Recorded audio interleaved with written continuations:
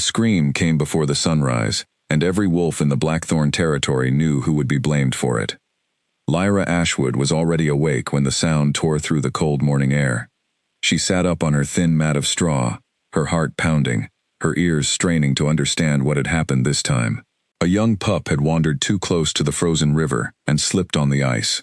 He was fine. Someone had pulled him out in time. But that did not matter. Within minutes, 3 pack members were standing outside her small hut at the edge of the woods, their eyes hard and accusing. "You did something," said a woman named Clara, her voice shaking with anger and fear. "Every time something goes wrong near this pack, it happens close to you." Lyra stood in the doorway, wrapping her arms around herself. "I was asleep," she said quietly. "I did not leave this hut all night." That is what you always say." There was no point arguing. Lyra had learned that lesson years ago. She lowered her eyes and let the accusation hang in the air until the small crowd grew bored and walked away, muttering about curses and bad blood. This was her life. Every day was the same story, with a different beginning. Something would happen somewhere in the territory, and by midday, her name would be attached to it, whether she had anything to do with it or not. She was an Omega, the lowest rank in the pack, and Omegas were supposed to be quiet, humble, and grateful for whatever scraps of kindness came their way. But Lyra was not only an Omega, she was the Omega, the one the elders whispered about, the one mothers used to frighten their children into behaving. "Stay near the fire, or the Ashwood girl will find you in the dark." It had not always been this way. Once, she had a family. Once, she had a brother named Owen who used to sneak her extra bread from the kitchens and tell her stories about the stars, until she fell asleep laughing. But that was 6 years ago, before the accident that no one in the pack would speak of directly, the one that had taken her parents from her and left Owen's name as something people only mentioned in careful, quiet tones, as if saying it too loudly might wake something dangerous. Lyra remembered flashes of that night, a storm, a strange heat rising from her own hands that she could not explain or control, cries in the dark, and then silence, and blame, and a pack that decided in one terrible night that she was something to be feared, rather than someone to be comforted. She never spoke of the power again. She buried it, smothered it, refused to let it near the surface no matter how much it clawed at her from the inside. If nobody saw it, nobody could blame her for it. That was the only rule she lived by now. She spent her mornings gathering herbs near the eastern ridge, far from the busier parts of the territory, and her afternoons mending clothes for families who paid her in old bread and worn blankets, never in kindness. She kept her head down. She kept her voice low. She had made herself as small and unremarkable as she possibly could, hoping that eventually the pack would simply forget she existed. But peace like that never lasted long in Blackthorn. By mid-morning, a different kind of noise moved through the territory, one that had nothing to do with pups or frozen rivers. It began as a murmur near the training grounds, and spread outward like ripples on a pond, growing louder and more excited with every passing minute. Lyra heard it while she was kneeling in the dirt, pulling roots from the frost-hardened soil, and she paused to listen.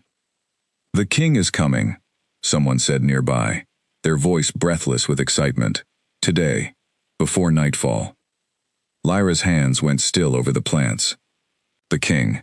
There was only one king anyone in these lands ever meant when they said that word, without further explanation. Cade Ironwood, ruler of the 9 packs, the strongest alpha, born in over a century, a leader whose name alone could silence arguments and end wars before they began. He rarely visited smaller territories like Blackthorn. When he did, it was never a casual matter. She stood slowly, brushing the dirt from her knees, and looked toward the center of the territory, where a crowd was already gathering near the main lodge. Word must have traveled fast. Alphas from neighboring dens were already arriving to greet him, their finest clothes hastily thrown on, their expressions a strange mixture of excitement and nerves.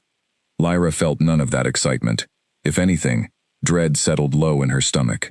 Important visitors meant important eyes, and important eyes had a habit of finding her, of asking questions the pack elders would rather not answer honestly. She had learned to disappear when strangers came through, slipping into the trees like a shadow, until the visitors left and life returned to its usual quiet cruelty.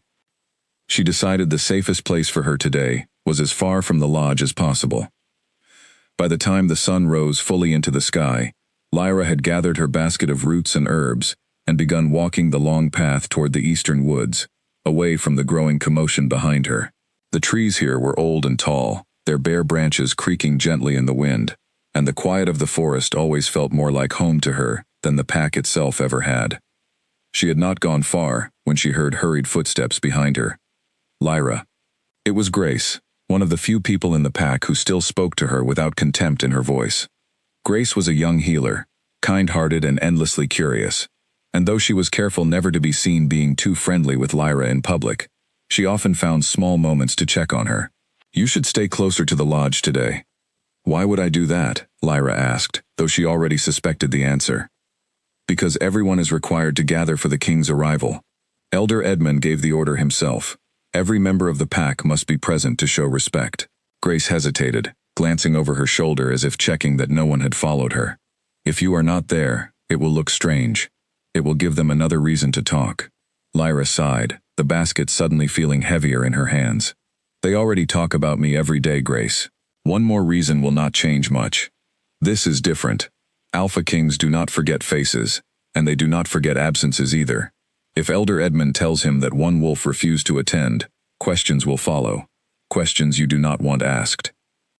There was wisdom in that, however unwelcome it was. Lyra had spent years making herself invisible, but true invisibility required blending into a crowd, not standing apart from one. If she stayed away today, it might draw exactly the kind of attention she had spent years avoiding. She turned back toward the lodge with Grace at her side, though every step felt heavier than the last. The forest had always been her refuge, the one place where no one watched her with narrowed eyes, or crossed the street to avoid her shadow. Walking back toward the pack felt like walking into a cage she had only ever managed to keep partly open. By the time they reached the clearing near the main lodge, the crowd had grown enormous. Wolves from every corner of Blackthorn territory stood shoulder to shoulder, murmuring excitedly among themselves, straightening their clothes, whispering last-minute reminders to their children about manners and posture. Banners in deep silver and black, the colors of the 9 packs, had been hastily raised along the path leading into the territory, snapping in the cold wind. Lyra found a place near the very back of the crowd, tucked behind a group of taller wolves where she hoped to remain unseen. Grace stood beside her, offering a small, encouraging smile that Lyra could not quite return. A horn sounded in the distance, low and deep, echoing through the trees, and the crowd fell into an anticipatory hush. Even the children stopped fidgeting. Somewhere at the front of the gathering, Elder Edmund cleared his throat and straightened his robes, preparing to deliver whatever formal greeting he had rehearsed for this moment. Lyra kept her eyes on the ground, counting the seconds, wishing she could simply fold herself into the earth and disappear until this was over. The sound of hooves and heavy footsteps grew louder, accompanied by the low murmur of an approaching procession. She could hear the shifting of many bodies around her, as people leaned forward, straining for a glimpse of the legendary king they had heard about in stories their whole lives, but had never actually seen with their own eyes. Then the procession rounded the final bend in the path, and the crowd let out a collective breath. Lyra did not look up immediately. She had trained herself for years to keep her gaze low in the presence of anyone important, a habit born from painful experience. But something in the air shifted the moment the procession entered the clearing, a strange pressure that made the hair on her arms rise, as though the very atmosphere had changed to make room for something powerful. Curiosity, stronger than caution, finally won, and she lifted her eyes just enough to see him. Cade Ironwood was unlike anyone Lyra had ever seen. He moved with a quiet, contained power, the kind that did not need to announce itself through size or volume, because it simply existed in every step he took. His dark hair was swept back from a face that looked as though it rarely allowed itself to smile, and his eyes, even from this distance, seemed to take in every detail of the crowd at once, missing nothing. Beside him walked several of his personal guard, tall and imposing, though none of them carried themselves with quite the same effortless authority as their king. Elder Edmund stepped forward to greet him with an elaborate bow, launching into a speech about the honor of his visit and the loyalty of the Blackthorn pack. Lyra barely heard the words. Her attention had been caught, almost against her will, by the strange sensation still crawling across her skin, a feeling she could not name or explain. She told herself it was simply the cold wind, or the nervous energy of the crowd around her, and forced her eyes back down to the ground where they belonged. She did not notice, in that same moment, that far at the front of the gathering, Cade Ironwood's head had turned very slightly in her direction, as though something in the air had caught his attention too. The formal greetings continued for what felt like an eternity. Elder Edmund introduced the senior members of the pack one by one, each stepping forward to offer their respects, while Lyra remained hidden near the back, grateful for the anonymity the crowd provided. She listened as Cade responded to each introduction, with brief, measured words, his voice deep and calm, carrying easily across the clearing, without needing to be raised. "We are honored that you have chosen to visit our humble territory," Elder Edmund was saying, his tone almost fawning. "If there is anything you require during your stay, anything at all, you need only ask." "I require very little," Cade replied. "Only honesty and cooperation regarding the matter I have come to discuss." A ripple of unease passed through the gathered elders at those words, though Lyra could not guess what matter he might be referring to. Territorial disputes, perhaps, or trade agreements between packs. It was none of her concern, she reminded herself. Whatever business the king had come to conduct, it would not involve someone as insignificant as an Omega, with no standing, and no family left to speak for her. She allowed herself to relax slightly, her shoulders loosening for the first time since she had heard the news that morning. Perhaps she could simply stand quietly at the back of the crowd, unnoticed and unremarkable, until the formal greetings concluded, and everyone dispersed back to their daily routines. That small comfort lasted only a few more minutes. As the introductions came to a close, and the crowd began to shift restlessly, anticipating the moment they might finally be dismissed, a sudden commotion broke out near the front of the gathering. A young pup, perhaps 5 years old, had wandered away from his mother during the long ceremony and slipped between the legs of the adults, giggling as he chased a fallen leaf caught in the wind. The leaf danced further and further from the safety of the crowd, leading the delighted pup directly into the open path, where the king and his guards stood. Gasps rippled through the crowd as the mother realized her son was missing, her panicked eyes searching the gathering. Before anyone could react, the pup had wandered dangerously close to the hooves of one of the guards' mounts, still unaware of the danger, his attention fixed entirely on his fluttering leaf. Lyra saw it happen, almost as if time had slowed. She saw the mount shift its weight, startled by the sudden small movement near its legs. She saw the pup look up too late, his small face freezing in fear, as the massive animal reared back slightly. She saw Grace beside her draw in a sharp breath, too far away to help. Without thinking, without any conscious decision at all, Lyra felt something ignite deep inside her chest. A familiar heat rushing down through her arms and into her hands. The same terrifying sensation she had spent 6 long years trying to bury and forget. She did not have time to stop it. She did not have time to think about consequences, or exposure, or the years of careful hiding she was about to undo in a single instant. There was only the pup, and the danger, and the desperate need to make it stop. A soft golden light spilled from Lyra's fingertips before she could stop it, arcing invisibly through the crowd like a current of warm wind. The mount that had reared back suddenly calmed, its wild eyes softening, its front legs settling gently onto the ground instead of striking downward.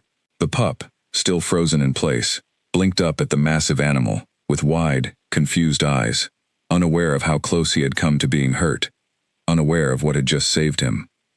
The mother reached her son a heartbeat later, scooping him into her arms with a sob of relief, showering his small head with kisses, while the crowd erupted into relieved murmuring.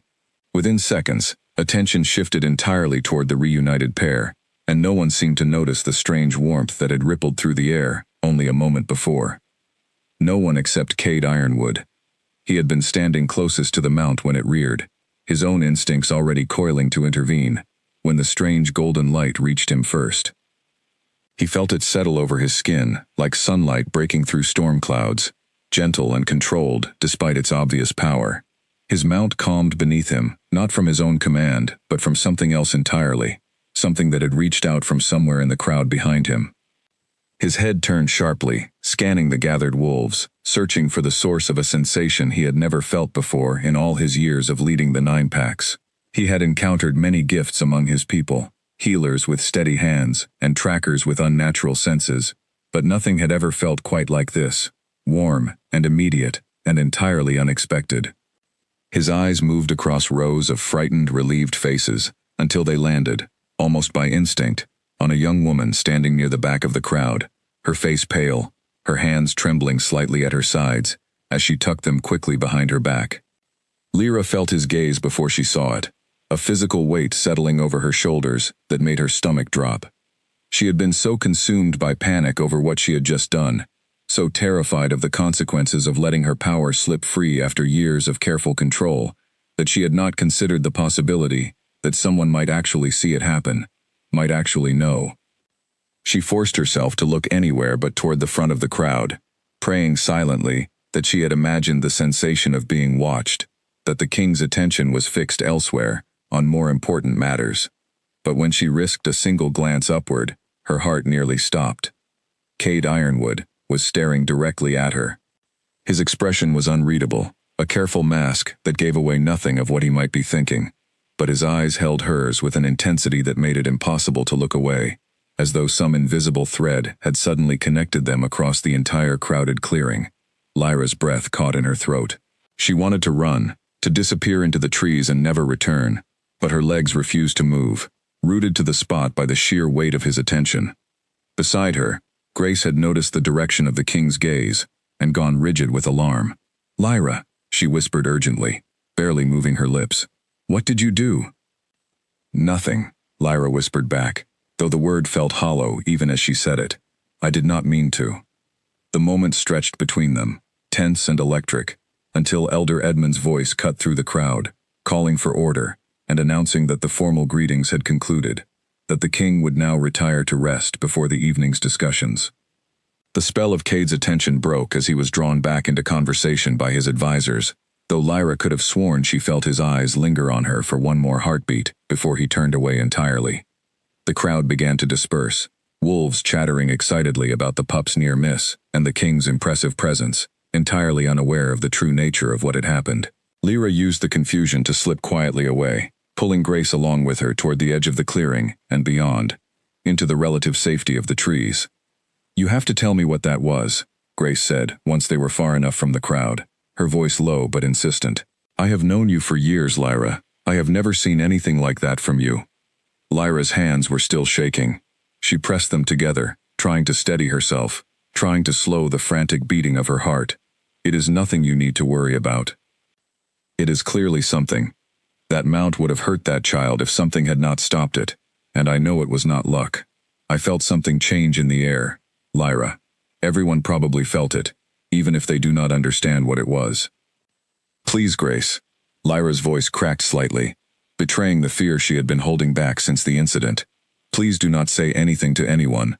If the elders find out, if they connect this to what happened 6 years ago, I do not know what they will do to me." Grace's expression softened, and she reached out to squeeze Lyra's hand. "I would never betray you, you know that. But you saw how he looked at you. If the king noticed, it will not stay hidden for long, whether you want it to or not." The truth of that statement settled over Lyra like a stone in her stomach. She had spent years perfecting the art of invisibility, and in one desperate, instinctive moment, she had undone all of it in front of the most powerful wolf in the 9 packs. There was no taking it back now. They spent the rest of the afternoon in tense silence, going through the motions of their usual daily tasks, while Lyra's mind raced through every possible consequence. Perhaps the king had been mistaken about what he saw. Perhaps he had dismissed it as nothing more than a trick of light or the wind. Perhaps he had far more important matters to attend to during his visit, and would forget the strange young woman at the back of the crowd entirely. She clung to these small hopes as the sun began to sink behind the tree line, painting the sky in shades of orange and deep purple. She had just finished collecting water from the eastern stream when she heard footsteps approaching along the path behind her, deliberate and unhurried, entirely unlike the frantic energy of the pack members she usually encountered. She turned, expecting perhaps one of the elders come to question her about the incident earlier that day, and found herself instead face to face with one of the king's personal guards, a tall wolf with sharp eyes and an expression that revealed nothing of his purpose. "You are Lyra Ashwood," he said. It was not a question. Her mouth went dry. "I am. The king wishes to speak with you, privately, tonight, before the evening meal." Panic surged through her chest, sharp and cold. This was exactly what she had feared, the moment she had been dreading, since she felt his eyes find her in the crowd. "I do not understand why the king would wish to speak with someone like me," she said carefully, trying to keep her voice steady. The guard's expression did not change. "That is not for me to explain. You are to follow me now." There was no room for refusal in his tone, and Lyra understood, with a sinking heart, that this was not truly a request at all. Whatever the king wanted from her, she had no choice but to face it directly. She set down her water jug with hands that trembled only slightly, and followed the guard away from the stream, her mind racing through every possible explanation she might offer, every lie she might construct to protect herself. The guard led her along a path she rarely traveled, deeper into the central part of the territory where the largest lodge stood, reserved for important gatherings and honored guests. As they approached, she could see the warm glow of firelight spilling from the windows, and her stomach twisted painfully at the thought of what waited inside. They stopped just outside a smaller side chamber, separate from the main hall where she assumed the king's advisors and Elder Edmund were likely preparing for the evening's formal discussions. The guard knocked once on the wooden door before opening it and gesturing for her to enter. The room was simple but comfortable, warmed by a small fire crackling in the hearth, with a single table set near the window. Cade Ironwood stood near the fire, his back to the door, though he turned the moment she entered, his eyes finding hers immediately with the same unsettling intensity she had felt earlier that day. The guard closed the door behind her, leaving Lyra alone in the room, with the most powerful wolf in the 9 packs. For a long moment, neither of them spoke. Lyra kept her eyes lowered, her hands clasped tightly in front of her, waiting for whatever accusation or judgment was about to fall. She had rehearsed a dozen different explanations on the walk here, each one weaker than the last, none of them adequate to explain away what he had clearly witnessed. "Look at me," Cade said finally, his voice quiet, but carrying an authority that made it impossible to disobey. Lyra lifted her eyes, meeting his gaze with as much steadiness as she could manage, despite the pounding of her heart. "Earlier today," he continued, "something prevented an accident from happening in that crowd. Something I felt with my own senses, something that came from somewhere behind me. When I turned to find its source, my eyes found you." He paused, studying her face carefully, as though searching for some sign of deception. "I do not believe in coincidence, Lyra Ashwood. Tell me what you did." Her heart hammered against her ribs. Every instinct told her to deny it, to claim ignorance, to protect the secret she had guarded so carefully for 6 long years. But something about the way he watched her, patient and unwavering rather than hostile or accusing, made the lie catch in her throat. "I do not fully understand it myself," she admitted quietly, the words feeling strange and dangerous as they left her mouth. "It has always been there. Since I was very young, I have spent years trying to keep it hidden, trying to make sure no one ever saw it again." "Again," Cade repeated, catching the word immediately. "This has happened before." Lyra's throat tightened. She had said too much already, opened a door she had spent years trying desperately to keep sealed. "Please," she said, her voice barely above a whisper. "Whatever you think you saw, whatever you believe about me, I am not dangerous. I would never wish to harm anyone." Something shifted in Cade's expression at those words, a flicker of something she could not quite name, softening the hard lines of his face for just a moment. "I did not say you were dangerous," he said. "I said I do not believe in coincidence. What I felt today was not something that seeks to harm. If anything, it felt like protection." Lyra blinked, caught off guard by his response. She had expected fear, accusation, perhaps even the beginnings of banishment. She had not expected understanding, however small or hesitant it might be. "The pack believes otherwise," she said before she could stop herself. "They have believed it for years." Cade's eyes narrowed slightly, though not at her. "Then perhaps the pack has been wrong." The words hung in the air between them, heavier than either of them seemed prepared for.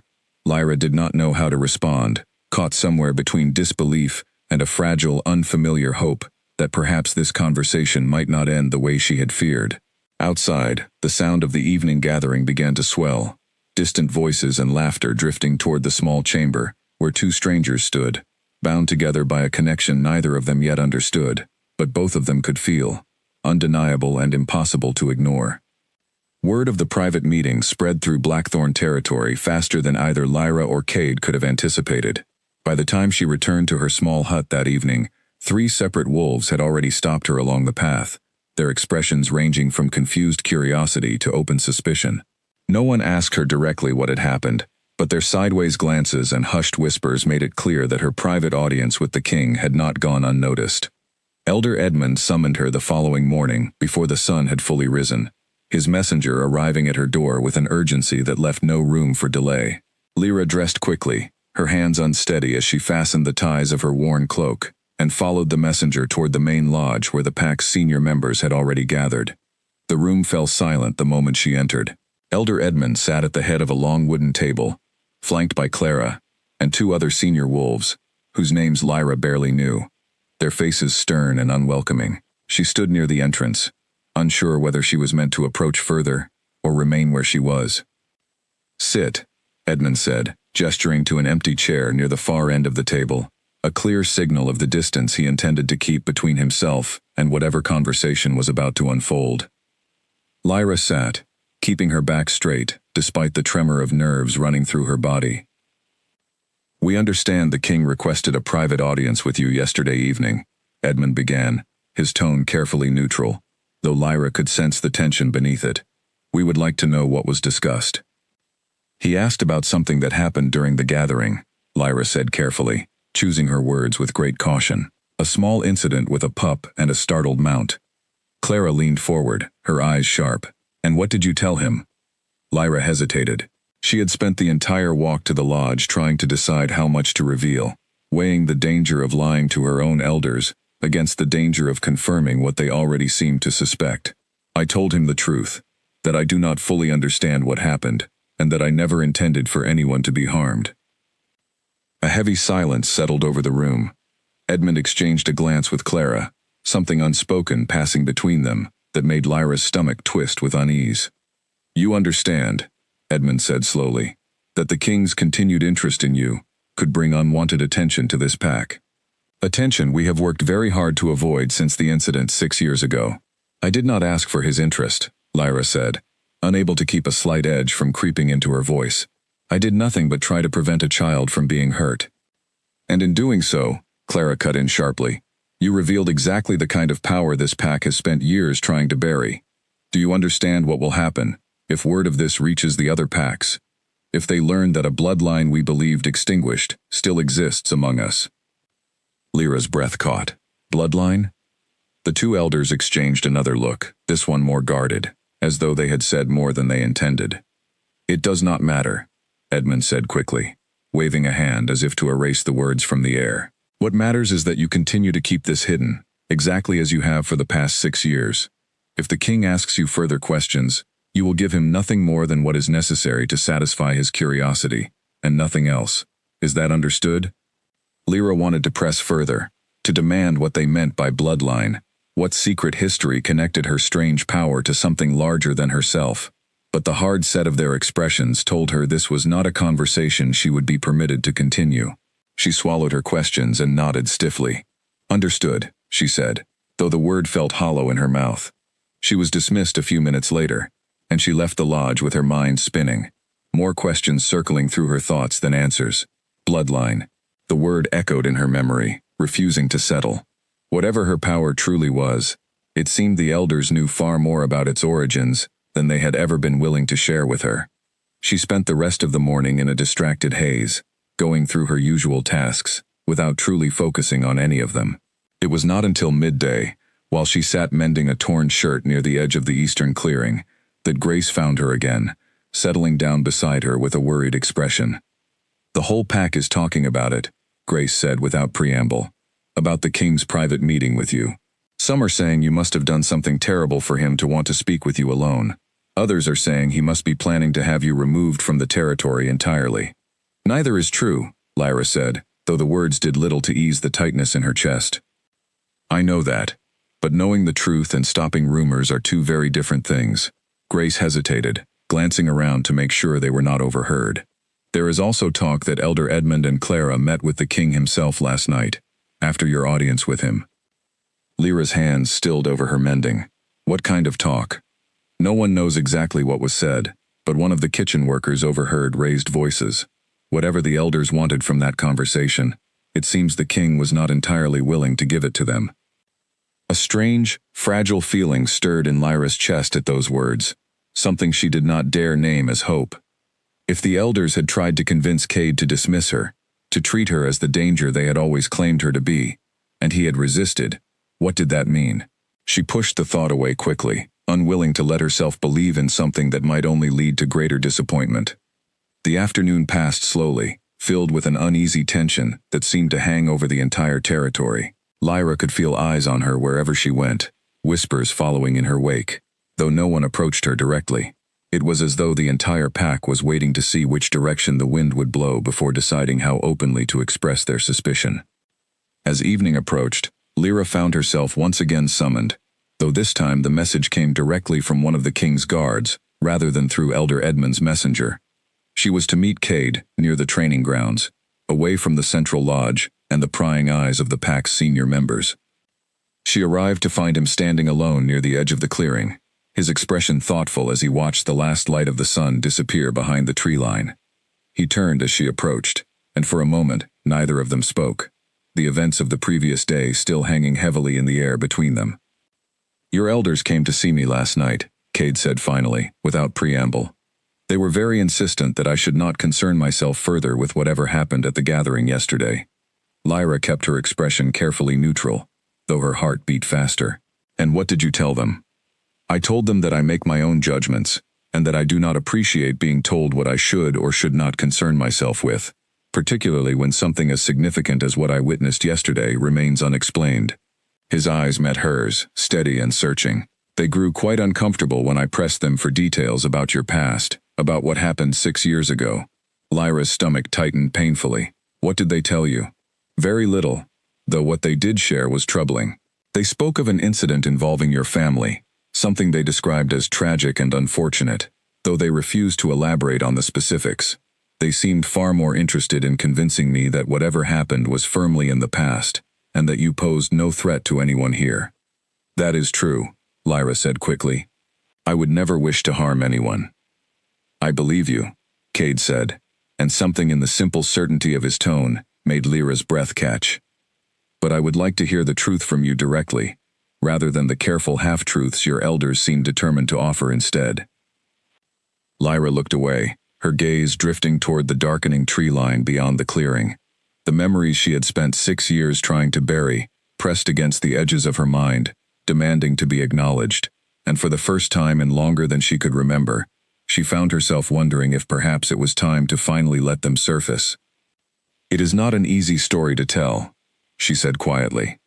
"I have time," Cade replied, his voice gentle, in a way she had not expected from someone with his reputation and power. "And I find myself wanting very much to understand you, Lyra Ashwood, rather than simply judge you based on the fears of others." The wind stirred through the clearing, carrying with it the scent of wood smoke from the distant lodge and the first hints of an early evening chill. Lyra stood silently for a long moment, weighing the weight of 6 years of silence against the strange, unfamiliar warmth of being truly seen, for the first time since she had lost everything that once made her feel safe. "Not tonight," she said finally, though there was no refusal in her tone, only a request for a small measure of time. "But soon, I promise you that." Cade studied her for a long moment, and then, to her surprise, he nodded, accepting her answer without pressing further, though the intensity of his gaze told her clearly that his patience, however generous, was not unlimited. "Soon then," he agreed. "I will hold you to that promise." As the last light faded from the sky above Blackthorn territory, neither of them moved to end the conversation, both caught in a silence that felt far less uncomfortable than it should have, given everything that remained unspoken between them. 3 days passed before Lyra found the courage to keep her promise. Cade did not press her during that time, though she often felt his presence nearby, a quiet, steady awareness that seemed to follow her through her daily tasks, even when he was not physically close. He remained in Blackthorn territory far longer than his original visit had suggested, and the pack had begun to notice, their whispers growing louder with each passing day. Elder Edmund grew visibly more anxious as the king's stay extended, his careful diplomacy during formal meetings unable to fully mask his frustration. Lyra caught glimpses of him arguing quietly with Clara near the lodge on more than one occasion, though she never managed to hear enough to understand the full nature of their disagreement. On the fourth evening, Lyra finally sought Cade out herself, finding him near the same training grounds where they had spoken before. He looked up as she approached, setting aside whatever quiet thoughts had occupied him, and waited without speaking, giving her the space she needed to begin in her own time. "I was 11 years old," she started, her voice steady despite the way her hands trembled at her sides. "My parents were still alive then, and my older brother, Owen, was 17. We lived on the northern edge of the territory, closer to the old boundary stones than most families preferred, but my father liked the quiet there." Cade remained silent, listening with the same careful attention he had given her from the very beginning.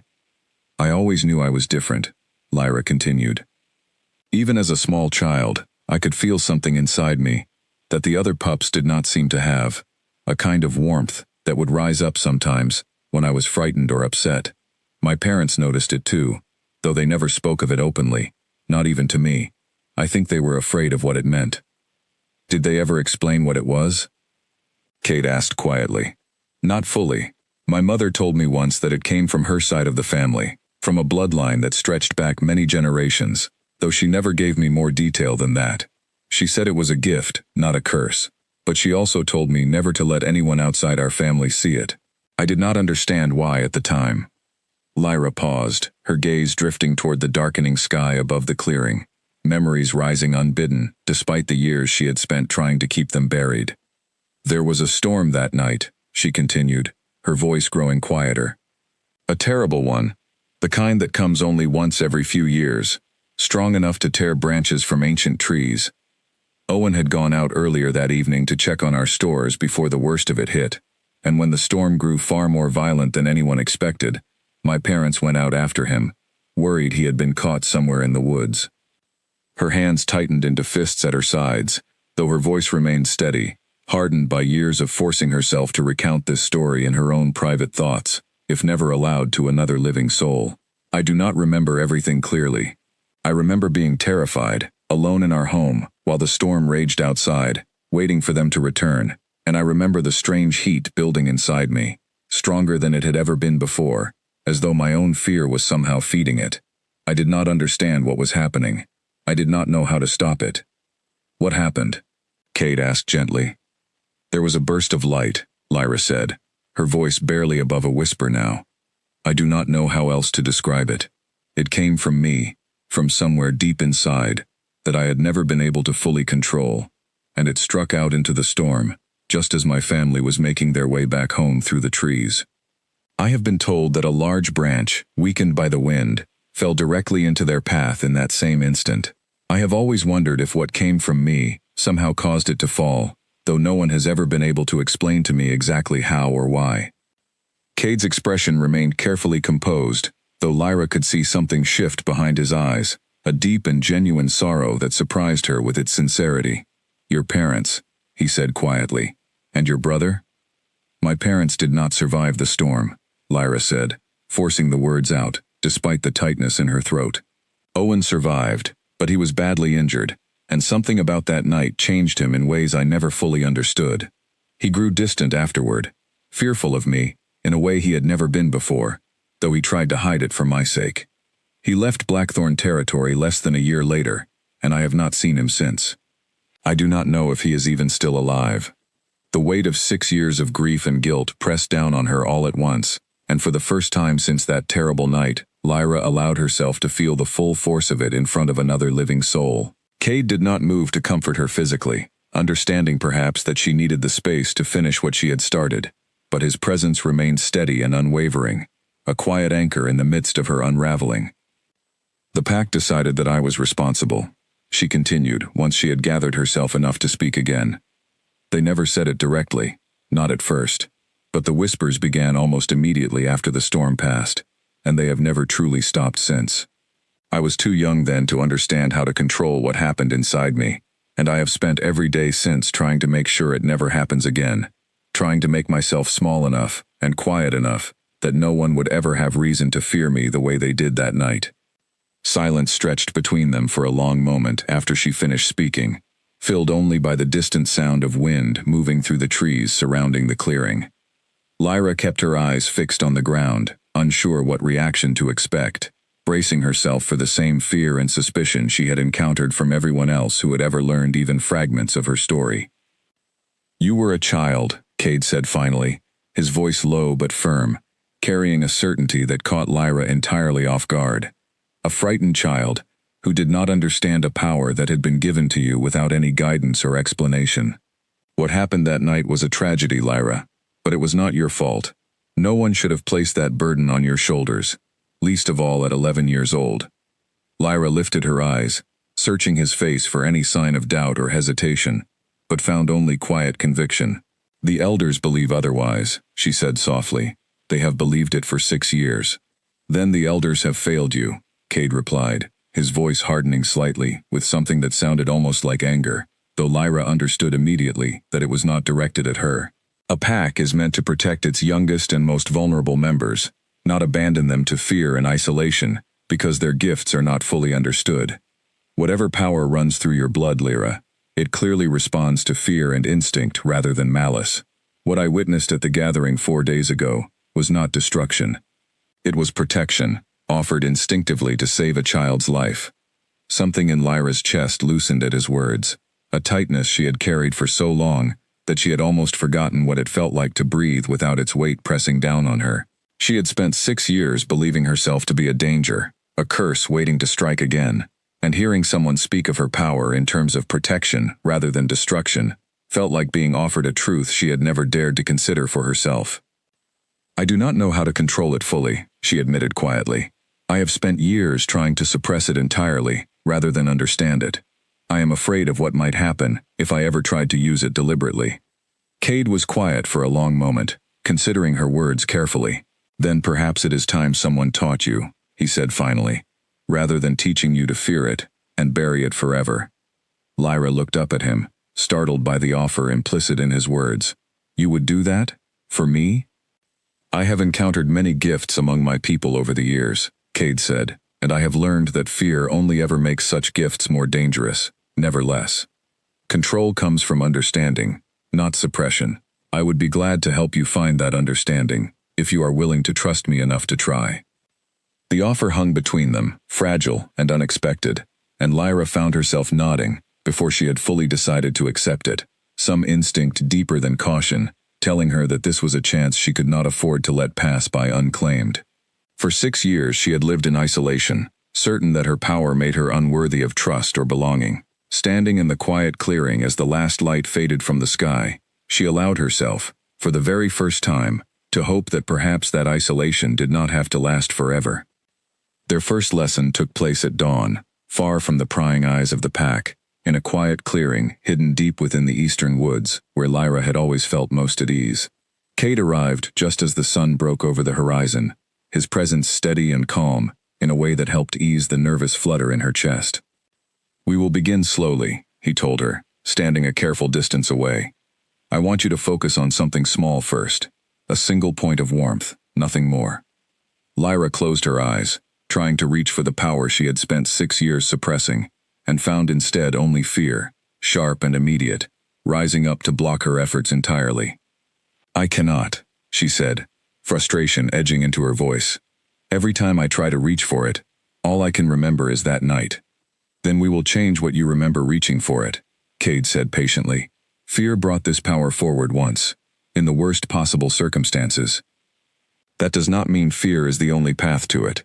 Try again, but this time, think of something you wish to protect, rather than something you fear."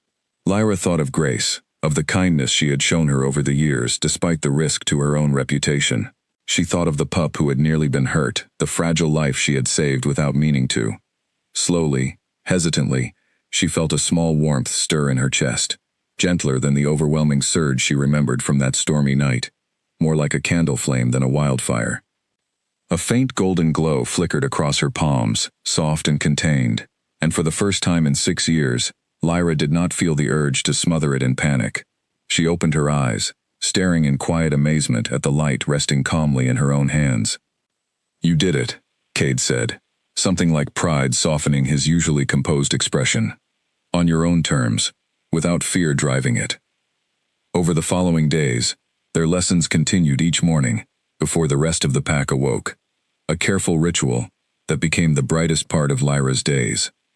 Cade taught her to breathe through moments of panic rather than let them control her, to draw the warmth forward gently rather than let it explode outward in desperation. Slowly, gradually, Lyra began to understand her own power for the first time in her life, rather than simply fearing it. Their conversations extended beyond the lessons themselves, lingering long after each practice session ended. Cade spoke of his own responsibilities as Alpha King, the weight of leading 9 packs, and the loneliness that often came with holding so much power. Lyra found herself sharing memories of Owen, of the childhood she had lost, of small joys she had almost forgotten she was allowed to feel. It was during one of these quiet mornings, nearly 2 weeks into their lessons, that Lyra first noticed the shift between them. Something deeper than simple companionship settling into the space where fear and suspicion had once lived. She caught herself watching the way sunlight caught in Cade's dark hair, the way his rare smiles transformed the careful mask he wore in front of the rest of the pack. "You are staring," Cade observed one morning, though there was no accusation in his tone, only quiet amusement. Lyra flushed, looking away quickly. "I apologize. I was simply thinking."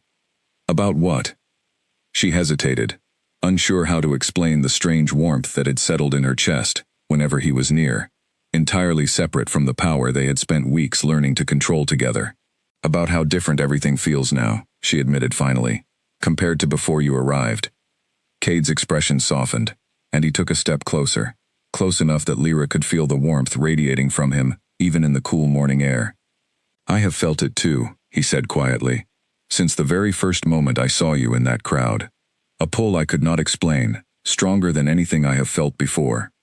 Lyra's heart raced, uncertain whether to trust the hope blooming in her chest after so many years of isolation. "What does it mean?" she asked softly. "I believe," Cade said, his voice low and steady, "that it means you are my true mate, Lyra Ashwood. A bond I did not expect to find in a place like this, but one I find myself unwilling to ignore, regardless of what others might think." The words settled over her like warm sunlight breaking through storm clouds, and for the first time since losing her family, Lyra allowed herself to believe that perhaps she was not destined to remain alone forever, feared and isolated by a power she had never asked for. She reached out, taking his hand in hers, and felt the golden warmth of her own gift respond gently to his touch, no longer frightening, but instead something that felt, for the very first time, like belonging. They remained together in that clearing far longer than their usual lessons required that morning, neither willing to break the fragile, precious moment they had finally allowed themselves to claim.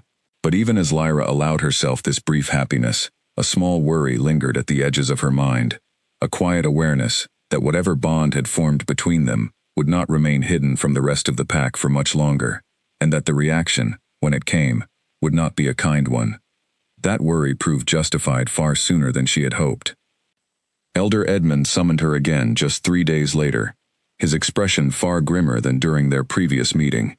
This time, Clara stood beside him with her arms crossed tightly over her chest, and several other senior pack members had gathered as well, their faces set in hard, disapproving lines. "We have received reports," Edmund said without preamble, "that you have been meeting privately with the king, each morning, alone, in the eastern woods." Lyra kept her expression as steady as she could manage. "He has been teaching me to understand my own abilities. Nothing more." "Nothing more," Clara repeated sharply. "You expect us to believe that the Alpha King of the 9 packs has been spending weeks of his valuable time, teaching an Omega, to control a power the rest of us have spent 6 years trying to forget existed, out of simple generosity?" "Whatever his reasons," Lyra said, her voice hardening slightly despite her attempts to remain calm, "they are his own to explain, not mine." Edmund's expression darkened further. "Word of this arrangement has begun to spread beyond our territory, Lyra. Other packs are asking questions about why their king remains in Blackthorn far longer than any formal business could possibly require. Questions that put this entire pack at risk, should the truth about your bloodline become widely known." Lyra's stomach twisted at the implication in his words, though she refused to let it show on her face. "I have done nothing wrong." "Whether you have done wrong or not is no longer the point," Clara snapped. "The point is that your continued closeness with the king threatens the stability and safety of this entire pack. We are asking you, for the good of everyone here, to end this arrangement before it grows into something none of us can control." The demand hung in the air, cold and unyielding, and Lyra felt the fragile happiness she had allowed herself to claim over the past weeks begin to feel threatened by forces far larger than herself, forces that seemed determined to push her back into the isolation she had only just begun to escape. News of the king's continued presence in Blackthorn territory had indeed traveled far beyond its borders, and within days, an unexpected visitor arrived to see the truth of the rumors for himself. Victor Grimshaw, alpha of the neighboring Thornridge pack, arrived with a small entourage of his own guards, his sharp eyes taking in every detail of the territory with poorly disguised ambition. Victor had long sought greater influence among the Nine Packs, and Cade's unusual extended stay in a minor territory like Blackthorn had not escaped his notice. He requested an audience with the king almost immediately upon arrival, and Elder Edmund, eager to please a wolf of Victor's standing, granted the meeting without hesitation. Lyra learned of Victor's arrival from Grace later that same afternoon, and something about the timing filled her with a deep sense of unease she could not fully explain. "He has been asking questions," Grace told her, her voice hushed with worry. "About you specifically, about the incident with the pup, about your family history, about why the king has remained here so much longer than expected." "What has he learned?" Lyra asked, her hands tightening around the fabric of her cloak. "I do not know for certain, but Elder Edmund seemed eager to share information with him, perhaps hoping to gain favor with a powerful alpha rather than protect your privacy. I overheard him mention your bloodline directly, Lyra. I believe Victor Grimshaw now knows exactly what kind of power you carry." The unease in Lyra's chest sharpened into something closer to genuine fear. Whatever ambitions Victor Grimshaw harbored, she doubted they included any genuine concern for her well-being, and the thought of her most closely guarded secret being used as a bargaining chip between ambitious alphas filled her with a dread she had not felt since the earliest days after her family's tragedy. Her fears proved well-founded that very evening, when she was summoned once again, this time to a larger gathering that included not only the pack elders, but Victor Grimshaw himself, along with Cade, whose expression upon seeing her enter the room was carefully guarded in a way she had not seen from him since their very first meeting. "Ah," Victor said, rising smoothly from his seat as she entered, his smile polished and calculating. "The young woman everyone has been discussing. I must say, you do not look particularly dangerous." Lyra said nothing, unsure how to respond to the thinly veiled provocation in his tone. "I understand," Victor continued, turning his attention toward Cade, "that you have taken quite a personal interest in this Omega's unusual abilities, Your Majesty. An interest that has kept you away from far more pressing matters across the Nine Packs for weeks now." "My interests are my own to determine," Cade replied evenly, though Lyra could sense a carefully controlled tension beneath his calm exterior. "Of course," Victor said smoothly, "but surely you understand the concern such an arrangement raises among the other packs. A bloodline believed extinguished, suddenly reappearing under circumstances that have already caused considerable tragedy in the past. Should such a power fall into the wrong hands, or grow beyond anyone's ability to control it, the consequences could be severe for us all." "Are you suggesting," Cade said, his voice growing colder, "that Lyra Ashwood represents a threat to the Nine Packs?" "I am suggesting," Victor replied, unfazed by the king's obvious displeasure, "that perhaps such a significant matter should not be decided based on personal fascination alone, but through proper consultation among all the alphas who would be affected by the consequences, should things go poorly." The implication was clear enough, and Lyra felt the weight of every eye in the room settle upon her, judgment and suspicion radiating from every direction, except from Cade himself, whose gaze remained steady and protective, even as tension crackled through the room around them.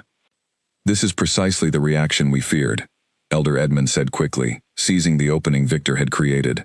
"Perhaps it would be wisest, for everyone's sake, if Lyra were to leave Blackthorn territory entirely. A fresh start elsewhere, away from the memories and suspicions that have followed her here, might serve everyone's interests far better than continued conflict." The suggestion landed like a physical blow, and Lyra felt her carefully maintained composure begin to crack under the combined pressure of every voice in the room, seemingly aligned against her continued presence. She had spent 6 years making herself small and unremarkable, precisely to avoid ever becoming the center of exactly this kind of conflict. And now, despite her best efforts, she found herself at the very heart of a dispute that threatened the stability of packs far beyond her own small territory. "That will not be necessary," Cade said firmly, before Lyra could even attempt to formulate a response of her own. "Lyra Ashwood will remain exactly where she is." "With respect, Your Majesty," Victor pressed, "your judgment in this matter may be somewhat clouded by personal feelings, rather than what is genuinely best for the stability of the 9 packs." The room fell into a tense silence following Victor's bold challenge, and Lyra watched as something hardened behind Cade's eyes, a warning she suspected very few wolves would be foolish enough to ignore. Later that night, long after the tense meeting had finally concluded without any true resolution, Lyra found herself unable to sleep, her mind circling endlessly around the danger her presence seemed to represent to everyone around her. She thought of Owen, forced to flee the only home he had ever known because of fear surrounding her power. She thought of the pack that had never once tried to understand her, only to control or banish whatever they did not comprehend. Perhaps, she thought, as she packed a small bag of essential belongings in the quiet darkness of her hut, Elder Edmund's suggestion held some measure of wisdom after all. Perhaps the kindest thing she could do, both for Cade and for the fragile peace between the 9 packs, was to simply disappear before her presence could cause any further conflict. She slipped out of her hut just before dawn, moving quietly through the sleeping territory, toward the eastern path that led away from Blackthorn entirely, her heart heavy with the weight of leaving behind the first genuine happiness she had allowed herself to feel in 6 long years. She had almost reached the boundary stones marking the edge of the territory when a familiar voice called out behind her, stopping her steps entirely. "Where do you think you are going?" Lyra turned to find Cade standing several paces behind her, his expression a mixture of concern and quiet determination that made her chest ache with fresh emotion. "I am doing what is best," she said quietly. "For you, and for the peace between the packs. My presence here causes nothing but conflict." "Your presence here," Cade said, closing the distance between them with steady, deliberate steps, "is not the problem, Lyra. The fear and ignorance of others is the problem, and I refuse to let their limitations dictate the course of my own life, or yours. Victor Grimshaw will not simply let this go," Lyra said, her voice trembling despite her efforts to remain composed. "And the other packs may share his concerns. I cannot be the reason war breaks out among the 9 packs. You will not be the reason for anything of the sort," Cade said firmly, reaching out to gently take her hands in his own. "I have made my decision, Lyra, and I do not intend to let fear or ambition dictate what I know to be true in my own heart. You are my mate, chosen not out of obligation or convenience, but because I recognize in you a strength and resilience I have rarely encountered in all my years of leadership." Lyra searched his face, looking for any trace of hesitation or doubt, and found only unwavering certainty staring back at her. "What will you do?" she asked softly. "Tomorrow," Cade said, his voice carrying the same quiet authority that had commanded the respect of 9 packs for years. "I will make my intentions known before the entire gathering, elders and visiting alphas alike. No more private meetings, no more secrets. I will not allow anyone to dictate the choice of my own heart, and I will not allow you to disappear out of fear you should never have been made to carry in the first place."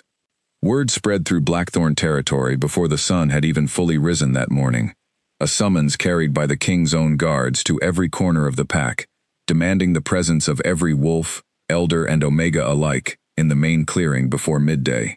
Lyra felt the weight of the coming moment pressing down on her chest as she dressed carefully, Grace helping to steady her trembling hands as she fastened the ties of her cloak.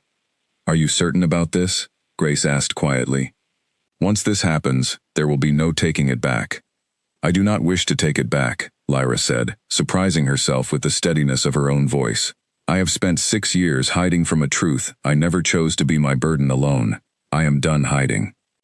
The clearing was packed by the time they arrived, far more crowded than even the day of Cade's initial arrival weeks before. Word of Victor Grimshaw's challenge, and the tension surrounding Lyra's situation, had drawn wolves from neighboring territories, eager to witness whatever was about to unfold. Elder Edmund stood near the front alongside Clara, both wearing expressions of barely concealed anxiety, while Victor Grimshaw watched from a position of prominence near the raised platform where Cade would soon stand, his expression carrying the confident smugness of a wolf, certain that reason would ultimately favor his position. Cade emerged from the main lodge exactly at midday, his presence commanding immediate silence from the assembled crowd. He climbed the wooden platform slowly, his eyes scanning the gathered faces before settling, for a brief moment, on Lyra standing near the back beside Grace, offering her a small, reassuring nod before addressing the crowd. 6 years ago, Cade began, his voice carrying easily across the silent clearing. This pack experienced a tragedy that claimed the lives of 2 respected members and left a young girl orphaned, blamed for a power she never asked for and never understood. Rather than offering that child guidance or compassion, this pack chose fear. Rather than helping her learn to control an ability that clearly responds to instinct and protection, rather than malice, you chose to isolate her, to whisper accusations behind her back for 6 long years, until she believed herself unworthy of trust or belonging. A murmur rippled through the crowd, uncomfortable and uncertain, though no one dared interrupt the king's address. I witnessed this power myself, Cade continued, not as destruction, but as protection, saving the life of a child who wandered too close to danger. I have spent weeks helping Lyra Ashwood understand and control this gift, and in doing so, I have come to know her not as the dangerous curse this pack has painted her to be, but as a woman of remarkable strength, resilience, and compassion, despite everything she has endured at the hands of those who should have protected her. Victor Grimshaw stepped forward, his expression hardening. Your Majesty, with respect, personal admiration does not erase the genuine risks such an unpredictable power represents to the stability of the 9 packs. The only instability I have witnessed, Cade replied, his voice sharpening with barely restrained anger, comes from ambition, disguised as concern, and fear, disguised as wisdom. I have made my decision, and I will not allow the small-mindedness of this pack, or the political ambitions of any alpha seeking to expand his own influence, to dictate the choice of my own heart. He turned to face Lyra directly then, extending his hand toward her as the entire clearing held its collective breath. Lyra Ashwood, he said, his voice carrying clearly to every corner of the silent gathering. I claim you before this entire pack, and before every alpha and elder gathered here today, as my true mate and future queen of the 9 packs. Let no wolf here doubt the strength of this bond, or the truth of what you are. Not a curse, not a danger to be feared, a gift this pack failed to understand, and one I intend to honor for the rest of my days. Lyra felt every eye in the clearing turn toward her, the weight of 6 years of fear and isolation pressing against the fragile hope blooming in her chest. She stepped forward slowly, moving through the parting crowd until she reached the platform, taking Cade's extended hand in her own trembling fingers. I accept, she said, her voice growing steadier with each word, carrying clearly across the stunned silence of the gathered pack. Not because I need anyone's permission to claim my own worth, but because I choose, finally, to stop hiding from what I am. A moment of stunned silence followed, before Elder Edmund, sensing the shifting tide of the crowd's reaction, stepped forward with obvious reluctance. If this is truly your wish, Your Majesty, then Blackthorn Pack will honor your choice, of course.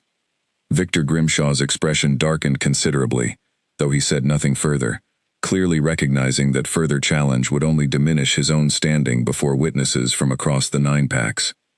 He retreated toward the edge of the clearing, his sharp eyes calculating, though Lyra noticed a flicker of something colder in his gaze, before he turned away entirely, something that left her with an uneasy feeling despite the joy of the moment. The crowd began to stir with hesitant murmurs, some clearly still uncertain, though the king's public declaration had shifted the balance of opinion considerably. A few brave voices near the front even began to offer quiet words of congratulations, though the majority remained cautiously silent, watching to see how the situation would continue to unfold. Grace pushed through the crowd to reach Lyra's side, tears of joy shining in her eyes. I always believed there was more to you than this pack ever allowed themselves to see, she said, embracing Lyra tightly. As the celebration began to slowly take hold among portions of the crowd, Lyra allowed herself, for the first time in 6 years, to feel something other than fear and isolation. But even in the midst of this hard-won joy, she could not fully shake the memory of Victor Grimshaw's cold, calculating expression as he retreated from the clearing, a warning of trouble yet to come that she suspected would not remain quiet for long. Victor Grimshaw did not return to Thornridge territory that evening as expected. Instead, he lingered near the outskirts of Blackthorn for 2 more days, his presence quiet but persistent, meeting privately with a handful of pack members whose loyalty to Elder Edmund had always been questionable at best. Lyra learned of these quiet meetings from Grace, whose network of friends among the kitchen staff and younger pack members kept her well informed of movements throughout the territory. "He is planning something," Grace warned her one evening, her voice tight with worry. "I do not know exactly what, but he has been asking questions about the old northern boundary, about the storm, 6 years ago, about anyone who might have witnessed what truly happened that night." Lyra felt a chill settle over her, despite the warmth of the small fire in her hut. Why would he care about the details of that night specifically? "I do not know," Grace admitted, "but it feels deliberate, Lyra, as though he is searching for something specific, rather than simply gathering gossip." The unease Grace's warning stirred proved justified only 2 days later, when a messenger arrived at Blackthorn territory, bearing urgent news from the northern boundary. A small trading outpost near the old boundary stones, an area rarely visited due to its proximity to the site of the tragedy 6 years before, had been struck by a sudden and violent fire, one that had spread with unnatural speed, despite the damp conditions of the surrounding forest. Cade received the news with Lyra at his side, his expression darkening as the messenger described the scene in careful detail. No lives had been lost, thankfully, but the outpost itself had been destroyed entirely, and several witnesses reported seeing a strange golden light in the sky, moments before the fire began to spread, eerily similar to the descriptions that had circulated about Lyra's abilities for years. "This was deliberate," Cade said once the messenger had been dismissed, his voice low with barely controlled anger. "Someone wanted this fire to resemble your power specifically." Lyra's stomach twisted with dread. Victor Grimshaw. "It would certainly serve his purposes," Cade agreed grimly.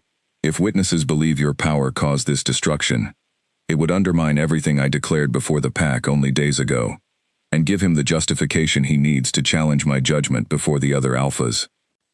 They traveled to the northern boundary themselves the following morning, accompanied by several of Cade's most trusted guards, determined to uncover the truth before rumors could spread further and cause irreparable damage to the fragile trust Lyra had only just begun to build within her own pack. The destroyed outpost told a grim story upon their arrival, charred wood and scorched earth stretching further than any natural fire should have reasonably spread. It was while examining the wreckage carefully that one of Cade's guards discovered something unexpected buried beneath a collapsed section of the outpost storage building. A small, strange device, crafted from metal and glass, clearly not of natural origin, its edges scorched but its basic structure still recognizable. "This is not something our pack would create," Cade said, turning the device carefully in his hands, his expression grim. "This is something designed deliberately to create fire, capable of spreading unnaturally, and to leave behind evidence resembling a specific kind of power." Lyra's mind raced back to the fragments of memory she carried from the night of her family's tragedy, the confusion and uncertainty she had never fully resolved about what truly happened during that storm 6 years ago. "Do you think," she said slowly, a horrifying possibility forming in her mind, "that something similar might have caused the fire that night as well? That perhaps my power was never entirely responsible for what happened to my family?" Cade's eyes met hers, understanding immediately the weight of what she was suggesting. "It would explain a great deal," he said carefully. "If someone deliberately engineered that tragedy 6 years ago, using a device designed to mimic the effects of your bloodline's power, they could have shifted the blame away from themselves entirely, while simultaneously eliminating whatever threat your family's existence might have represented to their own ambitions." The implications settled heavily over Lyra, 6 years of guilt and self-blame suddenly threatening to unravel entirely at the possibility that she had never truly been responsible for the deaths of her parents at all. "Who would have wanted to harm my family specifically?" she asked, her voice trembling with a mixture of hope and fresh horror. Further investigation over the following days revealed a connection that confirmed their worst suspicions. One of the pack members who had met privately with Victor Grimshaw during his extended stay, an older wolf named Roderick who had served among Blackthorn's senior advisors for many years, was discovered to have maintained secret correspondence with Thornridge territory, dating back well over 6 years, long before Victor himself had risen to his current position of alpha. Confronted with the evidence Cade's investigators had gathered, Roderick eventually confessed to a truth that shattered the foundation of everything Lyra had believed about her own past. Her family's ancient bloodline, long believed extinguished, had represented a genuine threat to ambitious wolves seeking greater influence among the Nine Packs, precisely because such power, properly understood and controlled, could shift the balance of strength between territories entirely. Roderick, working in secret partnership with Victor's predecessor, had engineered the Storm Knight tragedy deliberately, using early versions of the same device discovered at the destroyed outpost, ensuring that any surviving family members would be blamed for a power they had barely begun to understand, effectively neutralizing the threat their bloodline represented, while avoiding any direct suspicion falling upon those truly responsible.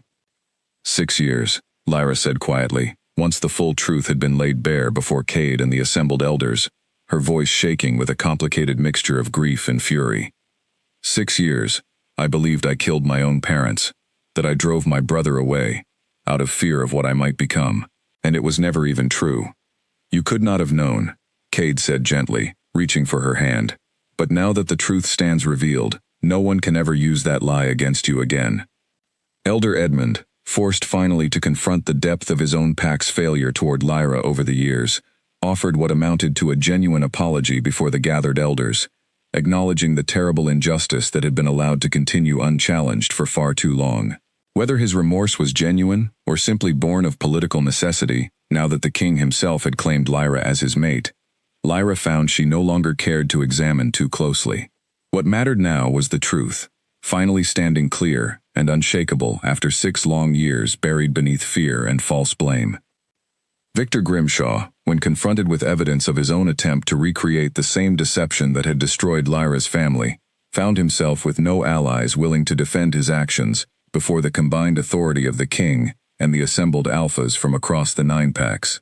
His ambitions, built on manipulation and fear, collapsed entirely under the weight of undeniable truth, and he was stripped of his standing among the Nine Packs' council, his influence over Thornridge territory placed under careful watch by Cade's own trusted advisors. In the weeks that followed, Blackthorn territory transformed in ways Lyra could scarcely have imagined only a season before.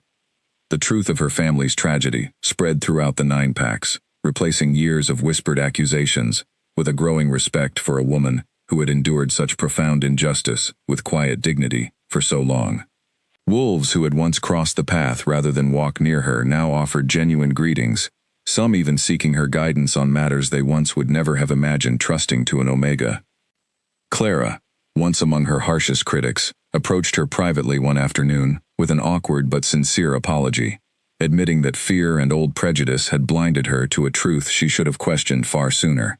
Lyra accepted the apology graciously, understanding that healing old wounds would take time for the entire pack, herself included. Cade continued her training in the mornings, though their lessons had evolved considerably from simple control exercises into something far more expansive, exploring the true depths of her ancestral bloodline's gifts. Lyra discovered capabilities she had never imagined possible, from gentle healing warmth, capable of soothing injuries, to a protective barrier that could shield an entire gathering from sudden danger, each new discovery replacing years of fear with a growing sense of pride in what she truly was. Word arrived one bright morning that Owen, the brother she had believed lost to fear and distance for 6 long years, had been located living quietly in a distant northern territory, having heard rumors of the remarkable events unfolding in Blackthorn, and finally daring to hope that perhaps it was safe to return home. Lyra wept openly when she received the news, and Cade personally arranged safe passage for her brother's journey back to the pack that had once driven him away through fear and misunderstanding. Their reunion, when it finally came, was filled with tears and years of unspoken grief, finally allowed to surface and heal. Owen, older now and weathered by years of solitary wandering, embraced his sister tightly, apologizing repeatedly for the fear that had once kept him distant, a fear Lyra now understood had never truly been about her at all, but about a tragedy neither of them had ever fully understood until now. The formal ceremony marking Lyra's official coronation as Queen of the Nine Packs took place on a clear, bright morning Several months after Cade's initial arrival in Blackthorn territory, wolves from every corner of the Nine Packs gathered to witness the occasion, a stark contrast to the fearful crowd that had once whispered curses behind her back in that very same clearing. Elder Edmund himself performed the ceremonial blessing, his voice steady with genuine respect as he acknowledged Lyra's transformation from outcast Omega to a queen whose strength and compassion had already begun reshaping the very foundations of how the Nine Packs viewed those born with rare and misunderstood gifts. Grace stood proudly among the honored witnesses, tears of joy shining in her eyes as she watched her dearest friend finally claim the recognition and respect she had always deserved. Owen stood beside her as well, his presence a living testament to the healing that had finally begun after years of unnecessary separation and fear. When Cade placed the ceremonial crown upon her head before the assembled crowd, Lyra felt none of the fear or isolation that had once defined every waking moment of her life. Instead, she felt only a deep, unshakable sense of belonging, finally home, among a pack that had learned, however painfully, to see her truth clearly at last. "They called you dangerous," Cade said quietly to her alone, once the formal ceremony had concluded, and the celebration had begun to spread joyfully throughout the territory. "But I have always known you to be something far greater. A gift this pack nearly lost through its own fear, and one I intend to cherish for the rest of my days." Lyra smiled, taking his hand in hers, the golden warmth of her power resting calm and steady beneath her skin, no longer a curse to be feared or hidden, but a gift she had finally learned to claim fully as her own. Beneath the bright afternoon sun, surrounded by a pack finally united in genuine respect rather than fear, Lyra Ashwood, once the most feared Omega in Blackthorn territory, stood proudly as queen beside the Alpha King who had seen her truth from the very beginning, long before she had ever dared to see it fully in herself.